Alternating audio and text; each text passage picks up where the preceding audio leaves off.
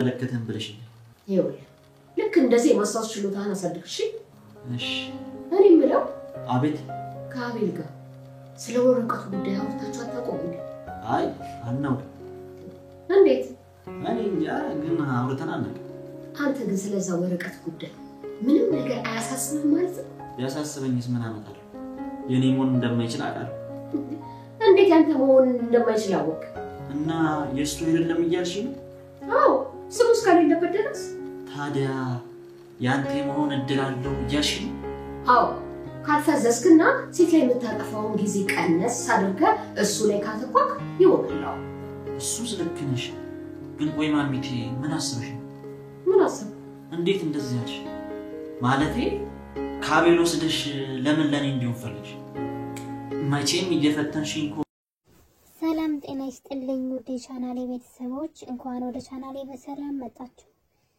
ርብቃ ድራማ እንግዲህ የአቤል እናት አሁን ላይ አቤልን በመክዳት ከአዩ ጋር እየተደራደረች ይገኛል አዩ ደግሞ እንግዲህ ወረቀቱን በጣም ይፈልገው ነበር ለዛ ወረቀት ሲል ብዙ ዋጋ እየከፈለ እዛ ቤት ሳይፈልግ እየመጣ እየኖረ እንዲሁም እያስመሰለ ብዙ ዋጋ እየከፈለ ነበር ነገር ግን አሁን ላይ የአቤል እናት ወይም ደግሞ እንግዲህ ሞግዚቱ እንደሆነች ሰምተናል ወላጅ እናቱ እንዳልሆነች አሳዳጊው እንደሆነች ሰምተናል ማሳደጓ ከእናትነት እንትን አይላትም ነበር ግን አንዳንዴ መስመር ወጣ ሲሉ እንግዲህ ያው ሰዎች ማስተውስ ይጀምራሉ አይደለ ቤተሰብነት ከሌላቸው አንቺ ከእናቴ ስላልሆንሽ ነው እንደዚህ የምታረገው የሚል ስሜት ይመጣል ማለት ነው እንግዲህ አቤል ጋር እሱ ነው ያየን ያለ ነው በርግጥ ማዘሯ በጣም አብዝተዋለች ምን እንደው ሐሳቧ ባናውቅም ማለት ነው እንግዲህ እዩ ለብዙ ጊዜ ሲፈልገው የነበረ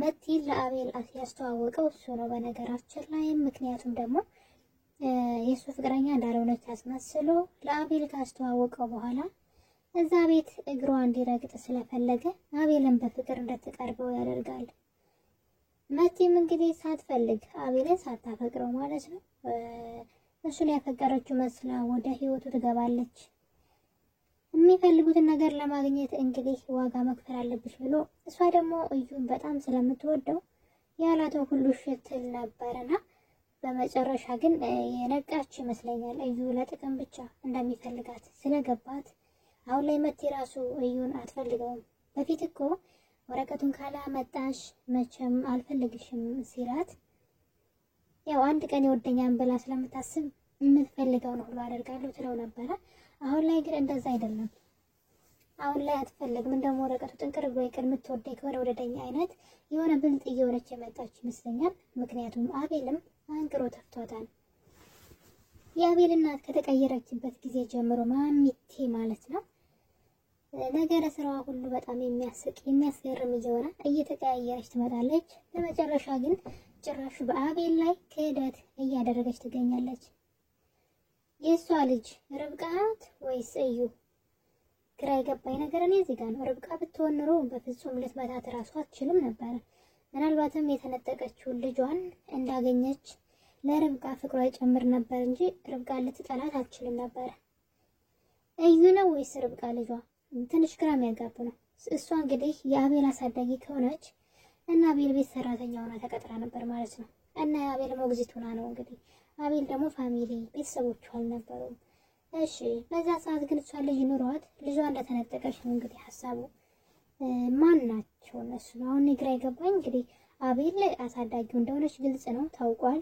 እዩ ልጇ ይሆን እንዴ ምናልባት ከርብቃ አባት የወለደችው እዩን ይሆን እዩን ደግሞ እሷ ናት ያሳደገችው ዘው ከአቤል ጋር እሷ ግን ልጅን ተነጠቅኩኝ ብላ ነው የምትለው እዩ ራሱ ቤተሰቦቹን አያውቃቸውም አክስቱን እንደውም እስከዛሬ ቤተሰቦችን ሳታስተዋውቂ ያለ እንደሚበቀላት ሲያወራ ነበር ታዲያ የትኛው ልጅ ነው ተነጠቀችው እና ግልጽ ቢያደርጉልን መልካም ነበር ነገር ግን በጭፍን ጥላቻዋ ከመሬት ተነስቶ አይደለም የሆነ ምክንያታዊ ናት ማለት ነው ነገር ግን አሁን ላይ አቤልን ሙሉ ለሙሉ ከድተዋለች ምክንያቱም ርብቃን እንዴት ወዳጋግማ ብትነግረውም ጭራሽ እሱ ርብቃን እንዴት ተዋት በገፋፋች ቁጥር እሱ ሁለት እርምጃ ይራመዳል ርብቃን በጣም እየወደዳትና ጭራሽ ቀለበት አስሮላታል ያ ነገር ማሚቴን በጣም ስላናደዳት ምንድነው ያደረገችው? ከእዩ ጋር እየተደራደረች ትገኛለች። እንደምታዩት እዚህ ጋር የሚፈልገው ፖስታ እዩ ይሄ ወረቀት ነው። እንግዲህ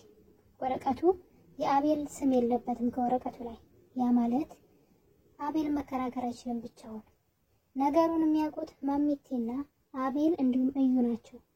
ንብረትነቱ ግን ለአቤል ነበር የተሰጠው። ያጎቱ ንብረት ነው። ነገር ግን ስሙ ስለሌለበት አንተም ያ ወረቀት ይመለከታል እያለች ነው ማዘሯ ለእዩ ማለት ነው። እዩ ይህን ወረቀት እያሳደደ እንደሆነ ስላላወቀች ለምን ዝም አልክ? ስለ ወረቀቱ ለምንድን ነው? አንተም እኮ ይመለከታል፣ አንተም እኔም ይመለከተናል።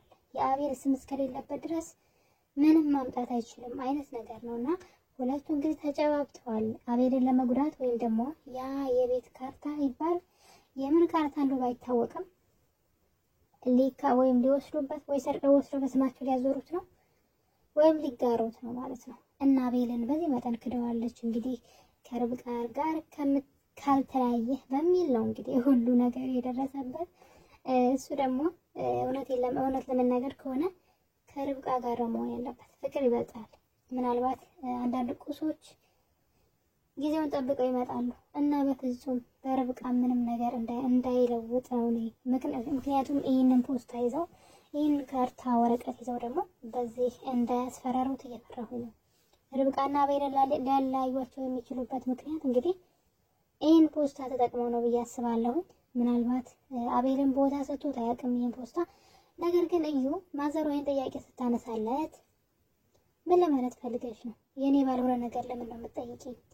ለዛም ነው የእሱ ንብረት ስላልሆነም ነው ሰርቆ ከአቤል ለመውሰድ አንዴ ሰራተኛ ሲቀጥር፣ አንዴ የገዛ ፍቅረኛውን ለአቤል ፍቅረኛ እንድትሆን አድርጎ አሳልፎ ሲሰጥ፣ ይህን ሁሉ ነገር የሚያደርገው የእሱ ንብረት ስላልሆነ ነው። እና እንግዲህ ማሚቴ ግን ይህን ነገር እንግዲህ ልትበቀለው ፈልጋለች ማለት ነው አቤልን ከእዩ ጋር ሆና። እዩ ግን ይህን ጥያቄ ስጠይቀው ማሚቴ ተይ፣ በአቤል እንደማትደራደር ስለሚያውቅ ንብረትነቱ የአቤል ነው ብሎ ስላሰበ ልትገምችኝ ወይ ማለት ልትፈትኝ ነው ወይ ይህን ወረቀት እየፈለግኩት እንደሆነ ለማወቅ ፈልገሽ ነው ወይ ብሎ ነበር የጠየቃት። እሷ ግን ለምን አይመለከትም መብትህ እኮ ነው አለችው። ስሙ እስከሌለበት ድረስ አንተም ትችላለህ አለችውና ሰው ክፋት አያስብ። እንግዲህ ድንገት የተቀየረችው የአቤል እናት ማሚቴ ሌላ ጉድ ይዛ እየመጣች ነው። አቤልና ርብቃ ደግሞ ፍቅራቸው ከድሮ እጥፍ ሆኖ አሁን ላይ ጭራሽ የጋብቻ ጥያቄ ሁሉ ቀርቦላታል። በዚህ መሀል እንግዲህ ርብቃ ያማትና በድጋሚ ወደ ሆስፒታል ትሄዳለች። እናም የልጇን የምርመራ ወረቀት ይዛ ትመጣና ግን ትዋሻለች። እዩን ሚስጥሩን ያውቃል። እንግዲህ አቤል ዕዳ የገባ አቤል ነው እየተዋሸ ያለው እና አቤልን ስትዋሸው ነበረ ነግሬ ነበር ጨጓራዬ ነው እያለች ነው። ርብቃ ምን ብላ ነበር መሰላችሁ? ያኔ አቤል ይህን መድኃኒት ውሰጂ ብሎ ሲወረውርላት መድኃኒቱን አልወስድም ትላለች። ለሪች ነበር የምትነግራት። ለምን ስትላት ነገ ላይ እኮ ነገር ግልጽ ነው ይወጣል፣ ሆድሽ ሲገፋ የሚታይ ነገር ነው። ያኔ ምን ልታደርጊ ነው? ነገ ምን እንደሚፈጠር አታውቂም አለቻት። እናም እንግዲህ እንዳለችው ታሪክ ተቀይሯል። አቤል ወዷታል። ከአቤል ጋር በደስታ እየኖረች ነው። እንኳንም ልጇን ያኔ እንኳንም መድኃኒት አልወሰደች ያኔ። ነገር ግን እስከ መቼ ነው የምትደብቀው?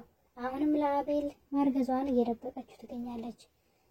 እዩ ደግሞ ይህንን ነገር ምናልባት ለማስፈራሪያነት ሊጠቀምበት ይችላል።